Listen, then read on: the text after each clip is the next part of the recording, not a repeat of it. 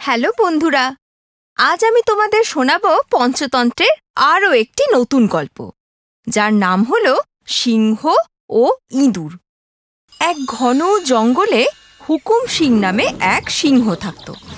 জঙ্গলের সব জন্তু জানোয়ার তার নামে থরথর করে কাঁপত। একদিন হুকুম সিং পেট পুড়ে খেয়ে আরামে নিদ্রা যাচ্ছিল।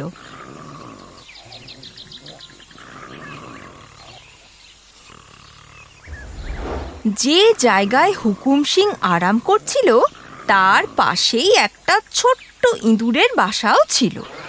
সে সিংহের নাক ডাকার শব্দে বিরক্ত হয়ে বাসা থেকে বাইরে এলো।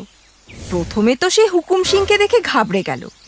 পরে ভাবতে লাগলো, এখন তো ইনি আছেন গভীর নিদ্রায়, নাক ডাকছেন, তাই এখন এ আমার কিছুই করতে পারবে না।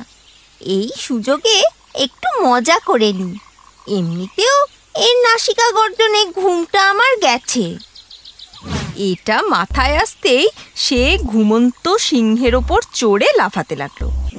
এক দুবার হুকুম সিং নিজের লেজের ঝাপটায় ইঁদুরটাকে তাড়ালো, কিন্তু ছোট্ট ইঁদুর এবার হুকুম সিংয়ের নাকে চড়ে বসলো।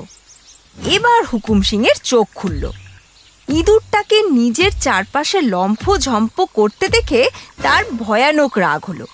সে ইঁদুরটাকে নিজের মুঠোর মধ্যে পুরে নিল। তারপর অট্টহাস্য করে বলল, বদমাইশ ইঁদুর, তোর সাহস কি করে হয় আমার ঘুম ভাঙানোর? আর আমি তোকে ছাড়ছি না, চিবিয়ে খাবো তোকে। হুকুম সিংয়ের কথা শুনে ইঁদুর খুব জোরে ঘাবড়ে যায়। ভয়ে তার ঘাম দিতে থাকে।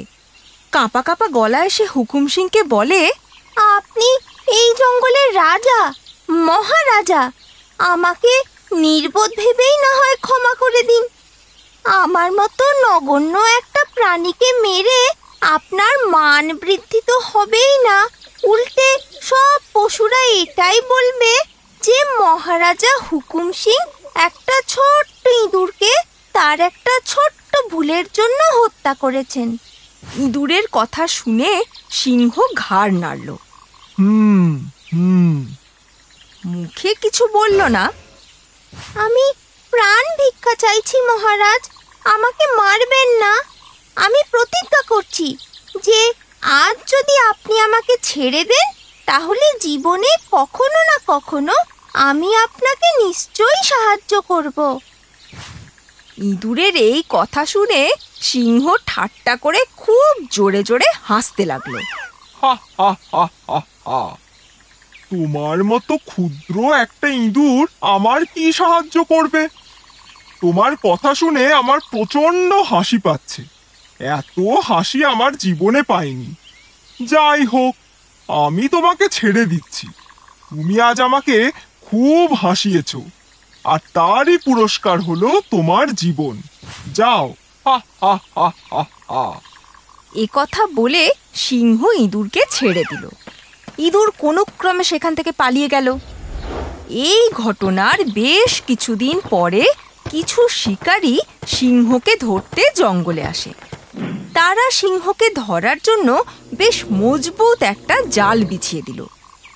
একদিন সিংহ সেই পথ দিয়েই যাচ্ছিল যে পথে জাল বিছানো ছিল, এবং দুর্ভাগ্যবশত সিংহ সেই জালে আটকা পড়ে গেল। সিংহ সেই জাল থেকে বেরোনোর অনেক চেষ্টা করলো, কিন্তু বেরোতে পারল না। সে জোরে জোরে গর্জন করতে লাগলো, কেউ কি আছো আশেপাশে? কেউ আমার সাহায্য করতে পারো? ইঁদুর সেখান দিয়েই যাচ্ছিল। সে সিংহের আওয়াজ শুনে তাড়াতাড়ি তার কাছে চলে আসে এবং বলে, কি করে এরকমটা হলো মহারাজ? আপনি কিভাবে জালে আটকা পড়লেন? তবে আপনি একদম চিন্তা করবেন না, আমি এক্ষুনি আমার ধারালো দাঁত দিয়ে জালটাকে কেটে ফেলছি। আপনার ভয় পাওয়ার কোনো প্রয়োজন নেই। এই কথা বলে ইঁদুর তাড়াতাড়ি জালটাকে কাটা শুরু করে দিল, আর তাড়াতাড়ি সিংহ জাল থেকে মুক্ত হয়ে গেল। তখন ইঁদুর সিংহকে বলল, সেদিন আপনি আমার কথায় হেসেছিলেন, আমি সেদিন বলেছিলাম না, কোনো না কোনো দিন আমি আপনার সাহায্যে নিশ্চয়ই আসব। এতক্ষণে আপনি নিশ্চয়ই বুঝে গিয়েছেন যে একটা ছোট্ট ও দুর্বল প্রাণীও আপনার সাহায্য করতে পারে। হ্যাঁ, তো আজ থেকে তুমি আমার বিশেষ বন্ধু। আজ তুমি আমাকে শেখালে জীবনের মানে।